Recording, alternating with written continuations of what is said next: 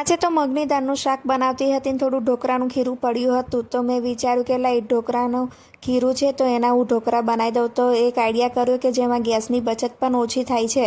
તો મેં સૌથી પહેલાં શાક બનતું હતું તેની અંદર સ્ટેન્ડ મૂકીને સ્ટેન્ડ પર એ થાળી મૂકી દીધી ને પછી ઢાંકી દીધું. તો એક બાજુ શાક પણ બની ગયું, ઢોકળા પણ બની ગયા અને બીજી બાજુ મેં ભાખરી બનાવી હતી ને આ બાજુ છોકરા ઉઠી ગયા તે લોકોને મેં ઢોકળા અને ચા આપી દીધા. તે લોકોએ ચા નાસ્તો કર્યો અને ત્યાર પછી નાહી ધોઈ લીધું હતું. નાહી ધોઈને એ બંને જણે પોતપોતાની સાયકલ બહાર કાઢીને સાયકલ પર રમતા હતા અને ક્રિશિવ સાયકલ વેચવાવાળો બન્યો હતો.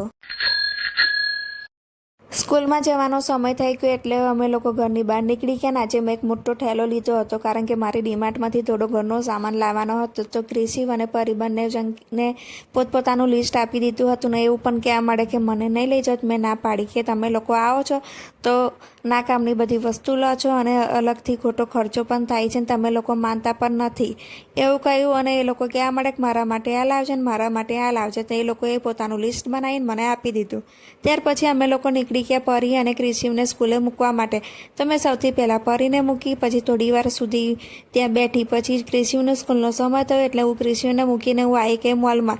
તો અહીંયા હું બાળકો માટે ટોપી લેવા આવી હતી કારણ કે ગરમીની શરૂઆત થઈ ગઈ છે અને મારે 2-3 ધક્કા રોજના સ્કૂલે લેવા મૂકવાના પડે છે. તો બાળકોને ગરમી ના લાગે એટલા માટે ટોપી લેવા આવી. તો ત્યાં ટોપી નથી તો એની બાજુમાં ડીમાર્ટ હતું તો હું ત્યાં ડીમાર્ટમાં જતી રહીને મારે ઘરનો સામાન લેવાનો હતો, થોડા નાસ્તા લેવાના હતા. સૌથી પહેલાં મેં ઠંડા પીણાની બોટલ લીધી કારણ કે એ ભૂલી જાઉં છું ને બાળકો જીદ કરે છે કે અમારે સોડા પીવી છે. એ બાળકો માટે મેં સોડા લીધી. ત્યાર પછી બિસ્કિટ લીધા, ક્રીમવાળા બિસ્કિટ લીધા, સાદા બિસ્કિટ લીધા, વેફર બિસ્કિટ લીધા, પછી મફિન્સ પણ લીધા અને આઈસ્ક્રીમ બનાવવા માટે ઇન્સ્ટન્ટ આઈસ્ક્રીમનું પેક તૈયાર આવે છે એ પણ લીધું. અને હું એ લોકોને ફરી કોઈક દિવસ આઈસ્ક્રીમ બનાવીને એ લોકોને સરપ્રાઈઝ આપી. અને આ બાજુ આલુ સેવ, ગાંઠિયા, જવાનું, ચણાચોર બધું લેવાનું બાકી હતું.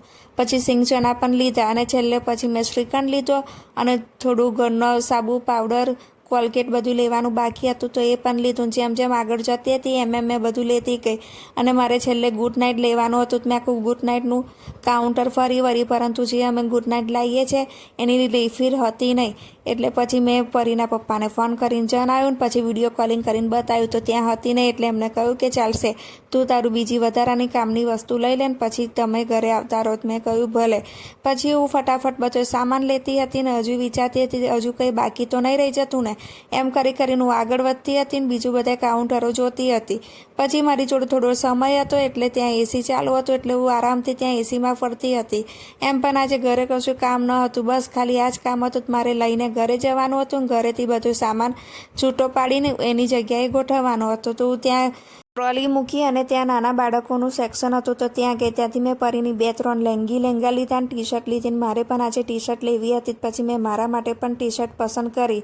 અને કોલગેટ પતી ગઈ હતી તો આ વખત મેં વિચાર્યું કે બીજી કોલગેટ લઉં. પછી મકું ના, અમે જે વાપરે છે એ જ કોલગેટ લઉં. અને ગુડ નાઇટનું સેક્શન આવી ગયું. જો ગુડ નાઇટ લેવાનું હતું પરંતુ મળ્યું ને તો પાછી આવી અને ત્યાંથી કાઉન્ટરના બિલ પર ગઈ. અને આજે ભીડ પણ ઓછી હતી એટલે મને વાર ના લાગી. મેં ફટાફટ બિલ બનાવ્યું. બિલ બનાવીને બહાર આવી તો એક ઠેલો ભરાયો હતો ને બીજું થોડું ખાલી હતું. પછી એ બધું મેં સામાન ડિક્કીમાં મૂક્યો અને ઘરે આવીને મેં બધું છૂટું પાડ્યું. જો મિત્રો હું કેટલું બધું સામાન લાવી છું. એમાં સૌથી વધારે સામાન બાળકોનો જ છે જે બાળકોએ મંગાવેલો. એ બધું છૂટું પાડ્યું ને પછી હું ક્રિશિવને લઈને ઘરે આવી કારણ કે ક્રિશિવની સ્કૂલનો પણ સમય થઈ ગયો હતો. તો એ ડોટ મૂકીને અંદર ગયો. અંદર જઈને કંઈક ખોરતો હતો. મેં કહ્યું કે શું થયું? તો કે કંઈ નહીં મમ્મી, આજે ગરમી લાગે છે તો મારી સ્કિન કેવી થઈ ગઈ છે એ જોતો હતો. ક્રિશિવે કપડાં બદલ્યા, ચા નાસ્તો કરાયો. ત્યાં સુધી પરીને લેવા જવાનો સમય થયો તો અમે લોકો પરીને લેવા ગયા અને બીજા બાકી વધેલા રંગ હતા એ લઈને ક્રિશિવ આજે સ્કૂલમાં આવ્યો હતો કારણ કે એના ભાઈબંધોને રંગવાના બાકી હતા. તો સ્કૂલ છૂટ્યા પછી એના ભાઈબંધને રંગ લગાવ્યો, એના ભાઈબંધની મમ્મીને પણ એને રંગ લગાવ્યો અને બીજા એના ફ્રેન્ડ્સ હતા એમને પણ ઊભા રાખીને એને રંગ લગાવ્યો. અને પછી અમે ઘરે આવ્યા એટલે પરી અને ક્રિશિવ બંને જણ રમતા હતા અને એકબીજાના હાથમાં રક્ષા પોટલી બાંધતા હતા. મેં કહ્યું કેમ? તો કે હું મારા ભાઈની રક્ષા કરું ને એટલે તો આજે કંઈક મસ્ત ખાવા બનાવી. મેં કહ્યું ચાલ આજે હું તને પાસ્તા બનાવીને ખવડાવું છું.